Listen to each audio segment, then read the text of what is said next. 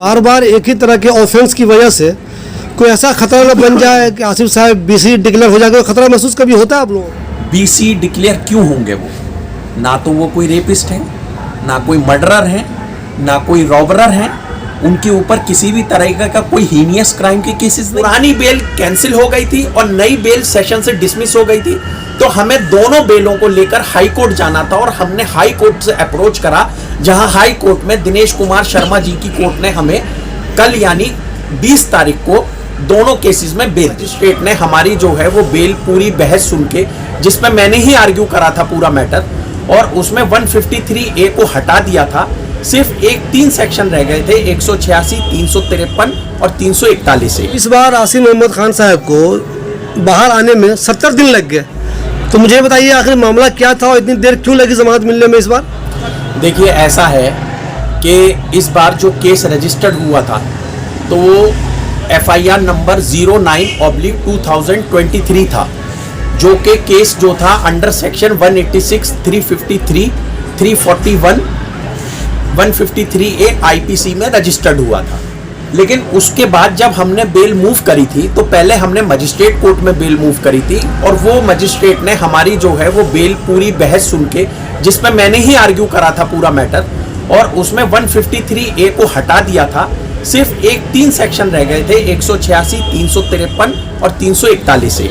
और इन 3 सेक्शन के बाद जो है बेल को हमारी मजिस्ट्रेट ने, जो कि शाहीन बाग कोर्ट के मजिस्ट्रेट हैं शिका चहल, उनकी कोर्ट से वो बेल हमारी डिसमिस हो गई थी।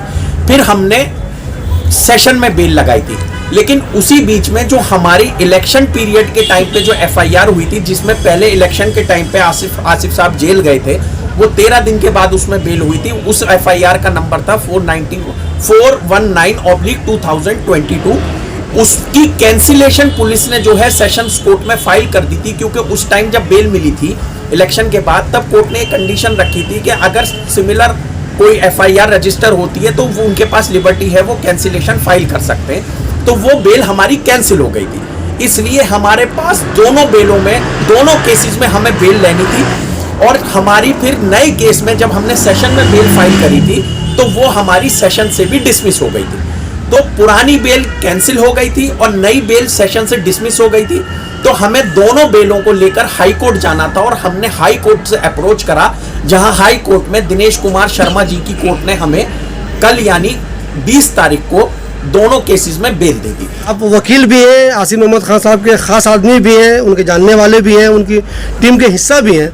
लोग कहते हैं, जो आसिफ साहब के चाहने वाले हैं, वो कहते हैं कि आसिफ साहब की बेटी जीत गई है, अब उनको चाहिए कि पुलिस से पंगा न ले, अपना काम करते रहें। जो उनके चाहने वाले हैं वो कहते हैं उनके या उनकी बेटी के MLA बनने के चांसेस पूरे के पूरे बने हुए हैं। ऐसे में उनको चाहिए कि पुलिस से पंगा ना ले और पूरा का पूरा काम करने पर सिर्फ और सिर्फ ध्यान दें। इस बारे में क्या कहेंगे आप? मुझे थोड़ा सा आपके सवाल पे हंसी आ रही है, क्योंकि ये बताइए कि आसिफ साहब ने पुलिस से पंगा कब लिया? पुलिस से कौन पंगा ले सकता है भाई? पुलिस तो बहुत पावरफुल है, सेंटर की पुलिस है, पुलिस से कौन पंगा ले सकता है? लेकिन हाँ, पुलिस की कभी कभी जो वर्किंग होती है, उसका जो रवैया होता है, उससे हो सकता है कि हर आदमी खुश नहीं हो। ठीक है, जो पुलिस के काम करने का तरीका है उससे आसिफ साहब को एतराज है, उनकी वर्किंग से एतराज है, जिस तरह से पुलिस जो है आजकल काम कर रही है, तो उन्हें उस चीज से एतराज है जिस चीज का वो अपोज करते हैं। बीइंग अ पब्लिक रिप्रेजेंटेटिव वो अपोज करते हैं। उन्होंने पहले भी अपोज करा, उन्होंने अब भी अपोज करा, और ये उनका राइट है, ये हर सिटीजन ऑफ इंडिया का राइट है कि आप अगर किसी भी गवर्नमेंट एजेंसी की वर्किंग से ना खुश हैं तो आप अपना प्रोटेस्ट कर सकते हैं। उन्होंने पुलिस को, जो जिस तरह से आजकल पुलिस की वर्किंग हो रही है, उस पे उन्होंने ऐतराज जताया है, तो उन्होंने पुलिस से कभी पंगा नहीं लिया। जो बेल उनको मिली है उसमें क्या कोई कंडीशन भी लगाई गई है? हाँ, बेल में कंडीशन ये है कि भाई वो दोबारा से ऐसी FIR ना हो, है ना, और वो जो है वो उन्हें जो है वो पुलिस स्टेशन में हाजिरी देनी है। जो नॉर्मल कंडीशंस होती हैं वही कंडीशंस है। पुलिस ने तो बस ये अपोज करा कि हमें जो है वो मतलब कि ये बार बार रिपीटेड ऑफेंस करते हैं इस तरीके के, जबकि मैं आपको सही बता रहा हूँ, कोई भी ऐसा कोई हीनियस क्राइम नहीं है। 353 जो कि असॉल्ट और obstruction in the working of public servant जो सेक्शन है आईपीसी का, उसी के तहत उन पे एफआईआर हुई है। तो पुलिस ने जो है वो बस यही कहा कि ये हमें काम करना, मतलब हमें जो है ऑब्स्ट्रक्ट करते हैं हमारी ड्यूटी डिस्चार्ज करने में, और एज सच कोई ऐसा हीनियस क्राइम नहीं था, क्योंकि 353 आईपीसी जो है वो अपने आप में जो है वो 3 इयर्स की उसमें इम्प्रिजनमेंट है, माइनर ऑफेंसेस में है और मजिस्ट्रेट ट्रायल है ना। 2 केसेस में हमें बेल लेनी थी, एक पुराना केस था, नया केस था, दोनों में 353 थी। तो जज ने इस बात को कहा कि भाई अब 2 महीने की कस्टडी हो चुकी है, चार्जशीट फाइल हो चुकी है, कस्टोडियल इंटेरोगेशन की अब कोई रिक्वायरमेंट नहीं है, तो लिहाजा आप किसी को कब तक जेल में रखेंगे भाई।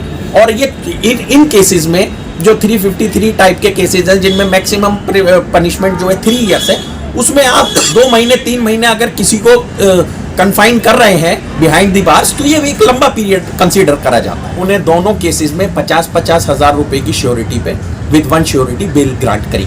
इस बार देखिए ये है कि भाई वो उन्हें हाजिरी लगाने तो जाना होगा, और वो ऑल्टरनेट डेज पे जो है वो वहाँ थाने में जाना है हाजिरी लगाने के लिए, तो वो जाएंगे, कोई उसमें बात नहीं है। जो हाईकोर्ट का डिसीजन है, जो हाईकोर्ट की कंडीशन है, वो हमारे सर माथे हैं। बार बार एक ही तरह के ऑफेंस की वजह से कोई ऐसा खतरा न बन जाए कि आसिफ साहब बीसी डिक्लेयर हो जाएगा, खतरा महसूस कभी होता है आप लोगों को?